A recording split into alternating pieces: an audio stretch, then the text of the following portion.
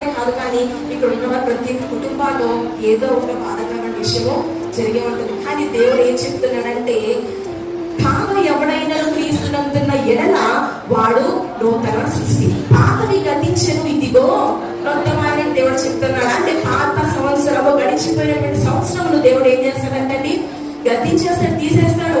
ఆ యొక్క సంవత్సరంలో మనం ఎదుర్కొన్నటువంటి శ్రమలు, ఇబ్బందులన్నీ కూడా దేవుడు ఏం చేస్తాడంటే నేను తీసేస్తాను, నీకు కొత్త జీవితాన్ని నేను అనుగ్రహించబోతున్నాను. ఆమేన్, హల్లెలూయా, హల్లెలూయా. దేవుడి యొక్క సంవత్సరంలో ప్రతి ఒక్క కుటుంబాల్లో సంతోషంతో నింపాలని చెప్పి దేవుడు ఇక్కడ చెప్తా ఉన్నాడండి. అంటే ఈ యొక్క సంతోషాన్ని మనము మన యొక్క కుటుంబంలో, మన యొక్క హృదయంలో రావాలి అంటే మనం ఏం చేయాలి? దేవుడు ఆశీర్వాదం మనకి ఇవ్వడానికి సిద్ధంగా ఉన్నారు, కానీ ఆ యొక్క ఆశీర్వాదం మనం తీసుకోవడానికి యోగ్యులుగా మనం మరి మనం పరిశీలన చేసుకోవాలి. ఎందుకంటే తల్లిదండ్రులు ఏం చేస్తారండి, పిల్లలకి ప్రతిదీ కూడా ముందుగానే అడగకుండానే ముందుగానే సిద్ధపరిచుంచుతారు. ఎందుకంటే వాళ్ళకి పలానా టైంలో పలానా అవసరం కాబట్టి దాన్ని ముందుగా గ్రహించి ఏం చేస్తారు, ముందుగా సిద్ధపరిచి ఉంచుతారు. ఈ వీరికి అడిగి వాళ్ళు సిద్ధపరిచి ఉంచినప్పటికీ అడగకుండా ఇస్తారండి.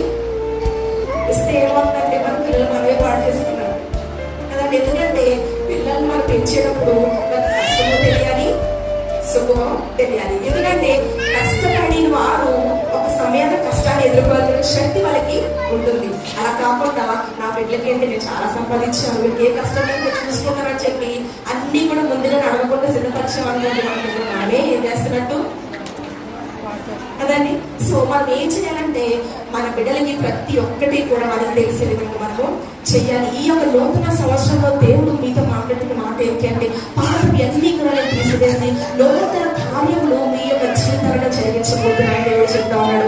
ఆ యొక్క కార్యములు మన యొక్క జీవితంలో జరిగించిన తర్వాత దానిని ఎడలా మనము ఏ విధంగా మనం నడుచుకుంటున్నాము, దేవుడు ఒక కార్యం మన పట్ల జరిగించాడు, దాని పట్ల మనం దేవుడు కృతజ్ఞతాస్తుతులు చెల్లిస్తున్నామా లేదా కూడా మనము జ్ఞాపకం చేసుకోవాలి. ఎందుకంటే మన పేరెంట్స్ దగ్గర మనకి ఇచ్చినప్పుడు హ్యాపీగా తీసుకుని వెళ్ళిపోతారు, వాళ్ళ మ్యూజిక్ ఉందని పేరెంట్స్ కి ఉండదు. అది తీసుకున్న తర్వాత థ్యాంక్స్ చెప్తే ఆ థ్యాంక్స్ వాళ్ళకి చాలా సంతోషాన్ని ఎదుర్కొంటారు కదండి. పేరెంట్స్ మనందరికీ తెలుసు, ఏదైనా ఒక చిన్న థ్యాంక్స్ చాలు, వాళ్ళ హ్యాపీనెస్ చూస్తే మనం చాలా హ్యాపీగా ఫీల్ అయిపోతా ఉంటాం.